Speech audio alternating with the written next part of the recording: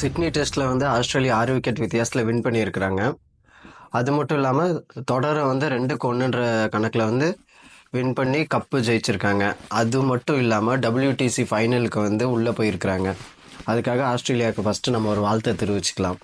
அடுத்து இந்தியா இந்த மேட்ச்சில் தோத்ததுக்கான 3 தவறுகள் யார் மேலே தப்பு, என்ன காரணம் அப்படின்றத வந்து ஒரு விரிவான அலசலில் பார்த்துடலாம்.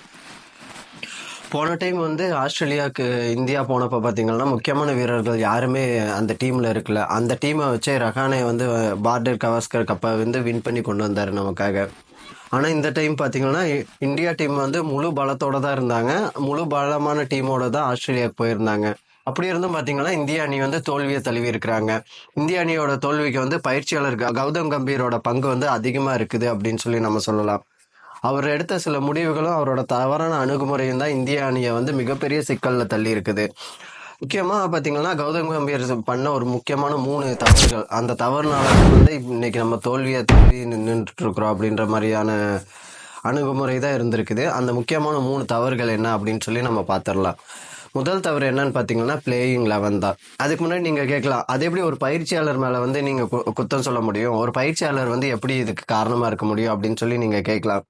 இதே கௌதம் கம்பீரை தவிர வேற யாராவது பயிற்சியாளராக இருந்திருந்தா பிளேயிங் 11 மேலே வந்து புகாரை வந்து நம்ம தெரிவிச்சிருக்க முடியாது.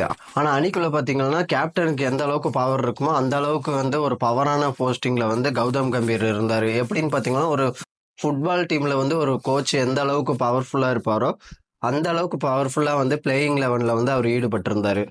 அப்படி நம்ம பார்க்கும்போது கௌதம் கம்பீர்கிட்ட வந்து நம்ம இந்த கேள்வியை கேட்கறதுல வந்து எந்த தப்புமே இல்லை. அதுலேயும் பார்த்தீங்கன்னா 5 போட்டியில் 5 பிளேயிங் 11 வந்து இந்திய டீம் பயன்படுத்தி இருக்கிறாங்க. ஆஸ்திரேலியா மாதிரி ஒரு பெரிய டீம் கூட நான் வந்து மேட்ச் விளையாடும் போது, ஒரு தொடர் விளையாடும் போது இந்த மாதிரி நம்ம பண்ணுறது வந்து ஒரு மிகப்பெரிய பிரச்சனையாக தான் இருக்கும்.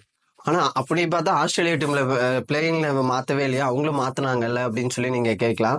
ஆஸ்திரேலியா டீமில் மாற்றினாலுமே பார்த்தீங்கன்னா அதை வந்து ஒரு காரணத்தோடு பண்ணாங்க. ஆனால் இந்திய டீமில் பார்த்தீங்கன்னா முதல் போட்டியிலேயே வாஷிங்டன் சுந்தரை வந்து எடுத்திருந்தாங்க. 2வது போட்டியில் வந்து அவரை மேட்சை விட்டு ட்ராப் பண்ணிட்டாங்க. அதே மாதிரி அஸ்வினை வந்து செகண்ட் மேட்ச்ல எடுத்திருந்தாங்க. அது வந்து எந்த அளவுக்கு அடிப்படை புரிதலோட அது பண்ணாங்கன்றது வந்து தெரியல. அதே மாதிரி பிரசித் கிருஷ்ணா பார்த்தீங்கன்னா 5வது டெஸ்ட்ல வந்து அருமையாக பந்து வீசி இருந்தாரு. ஆனால் அவரை பார்த்தீங்கன்னா கடைசி போட்டியில தான் உள்ளே எடுத்திருந்தாங்க. இதுல வந்து இடையில வந்து சுமன் கில்லையும் ஒரு மேட்ச்ல வந்து ட்ராப் பண்ணியிருந்தாங்க. அது எதுக்குன்னு வந்து நம்மளுக்கு தெரியல. பொழுது போகாம ஒருத்தர் சீட்டு கட்டை களைச்சு போட்டு விளையாடுற மாதிரி கம்பீர் வந்து அவரோட சரியான வியூகம் அமைக்காம ரொம்ப தவறான வியூகத்துல வந்து பிளேயிங் 11 எடுத்துட்டு போய் விளையாண்டுருக்காரோ அப்படின்னு சொல்லி தான் நமக்கு தோணுது. அடுத்து 2வது பார்த்தீங்கன்னா குழப்பமான அணுகுமுறை. ஒரே நாள்ல ஒரு பெரிய டார்கெட்டை வந்து சேஸ் பண்ணும் அப்படின்னு சொல்லி இருந்தாலும் அதை சேஸ் பண்ணும். அப்படி இல்லைன்னா 2 நாளைக்கு பேட்டிங் பண்ணி அந்த டார்கெட்டை வந்து டிராப் பண்ணும். இந்த மாதிரி அணுகுமுறை தான் வந்து எங்கள்கிட்ட இருக்குது. அதை விட்டுட்டு ஒரு குறிப்பிட்ட ஒரே மாதிரி பாணியில் ஆடி அதுக்கு ஒரு பேர் வச்சுட்டு விளையாடுறதுக்கு வந்து நாங்கள் விரும்பலை அப்படின்னு சொல்லி இங்கிலாந்து வந்து இப்போ சமீப காலமாக பேஸ்பால் அப்படின்ற ஒரு அணுகுமுறையில் விளையாடிட்டு இருக்கிறத வந்து கிண்டல் மாதிரி பேசி கம்பீர் வந்து சமீபத்தில் ஒரு பேட்டி கொடுத்துருந்தாரு.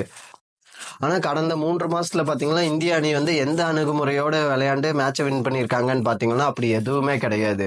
நம்ம என்ன பண்றாங்கன்னா உள்ள இறங்கி T20 மாதிரி கடகடன்னு ஆடி விக்கெட்டை விட்டு ஆல் அவுட் ஆகுறாங்க. அப்படி இல்லைன்னா பொறுமையா நின்று டிஃபென்ஸ் ஆடுறன்ற பேர்ல வந்து டிஃபென்ஸ் ஆடவே தெரியாத மாதிரி கடகடன்னு அதுலயும் விக்கெட்டை விட்டு மொத்தமா ஆல் அவுட் ஆகுற மாதிரியான ஒரு பாணியில தான் விளையாண்டு இருக்கிறாங்க.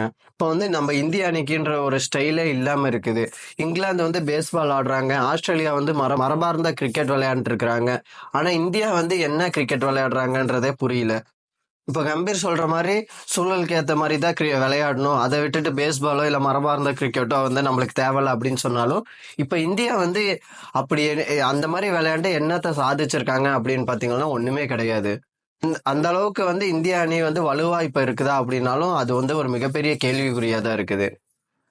வெற்றி பெறுவதற்காக நம்ம வந்து என்ன வேணாலும் பண்ணலாம் அப்படின்ற மனநிலையை ஒதுக்கி வச்சுட்டு நமக்குன்னு ஒரு ஸ்டைலை வந்து ஃபாலோ பண்ணி வெற்றிகளை குவிச்சுக்கணும் அப்படின்றத ஒரு பாடம் வந்து இந்த தோல்விகள் மூலமா இந்திய அணிக்கும் கம்பீருக்கும் கிடைச்சிருக்கும்ன்றதுல வந்து எந்த அளவுக்கும் சந்தேகமே இல்லை.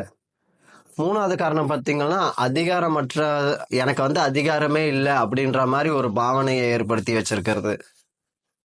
இப்போ இந்த பார்டர் கவாஸ்கர் தொடர்ல பார்த்தீங்கன்னா, இந்திய அணி வந்து தொடர்ந்து தோல்விகள சந்திச்சுட்டு இருக்கும்போது, இடையில வந்து ஒரு விஷயம் வந்து மிகப்பெரிய டாக்கா போயிட்டு இருந்துச்சு. என்னன்னு பார்த்தீங்கன்னா, இந்திய அணியில வந்து புஜாராவ சேர்க்கணும் அப்படின்னு சொல்லி கௌதம் கம்பீர் விரும்பியதாவும், ஆனா பிசிசிஐ வந்து அதுக்கு வந்து விருப்பம் தெரிவிக்கல அப்படின்ற மாரி ஒரு விஷயம் வந்து தீயா பரவிட்டு இருந்துச்சு.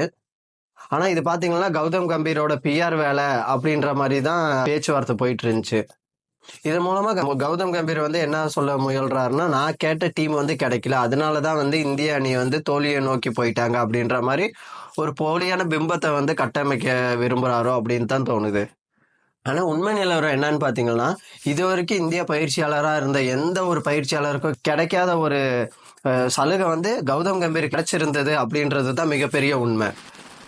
ஏன்னு பார்த்தீங்கன்னா, பாரர் கவாஸ்கருக்கான டீமை வந்து உருவாக்கும் போது, அந்த டீம் தேர்வுக்குழு உறுப்பினர்கள் டேபிள்ல வந்து கௌதம் கம்பீரும் இருந்தாரு. இது வந்து இந்திய கிரிக்கெட் வழக்கத்துல இல்லாத ஒரு புது வழக்கமா தான் இருந்துச்சு. அந்த அளவுக்கு வந்து பிசிசிஐ வந்து கௌதம் கம்பீருக்கு வந்து அதிகாரத்தை வந்து வழங்கியிருந்தாங்க. அதை அவர் வந்து சரியான முறையில பயன்படுத்திக்கலன்றது தான் மிகப்பெரிய உண்மை. இப்போ அஸ்வின் மேட்டரே எடுத்துக்கிட்டீங்கன்னா, நான் தேவையில்லைன்னா நான் டீம்ல இருந்து விலகிக்கிறேன் அப்படின்னு சொல்லி அவர் ஃபர்ஸ்ட் பர்த் மேட்ச்லயே வந்து இன்ஃபார்ம் பண்ணியிருந்தாரு. ஆனா, அதுல பாத்தீங்கன்னா, அவர சமாதானப்படுத்தி, இந்த தொடர் முழுவதுமே விளையாட வைக்கிறதுக்கு வந்து கௌதம் கம்பீரும் சரி, ரோஹித்தும் சரி, எந்த விதத்திலயுமே வந்து ஒரு சிறு முயற்சிய கூட எடுக்கவே இல்ல. அது அப்படின்ற அணுகுமுறைக்கு என்ன காரணம்னு பாத்தீங்கன்னா, அவர் இல்லாட்டியும் பரவால்ல, நம்ம இந்த தொடர வந்து அவர் இல்லாமயே நம்ம வந்து கொண்டு போய்க்கலாம் அப்படின்ற ஒரு அணுகுமுறைக்கும், ஒரு மனநிலைக்கும் வந்து அவங்க இந்த தொடருக்கு முன்னாடியே இருந்தாங்களோ அப்படின்ற சந்தேகத்த வந்து இது மிகப்பெரிய விஷயமா கிளப்பி இருக்குது.